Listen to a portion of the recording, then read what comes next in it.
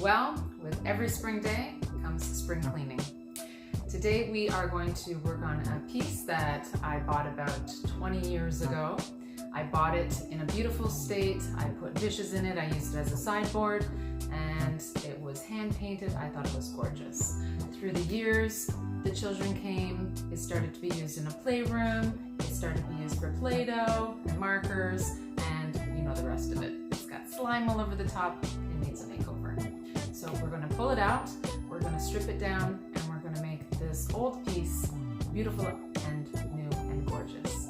So let's change into some work clothes and get down to business.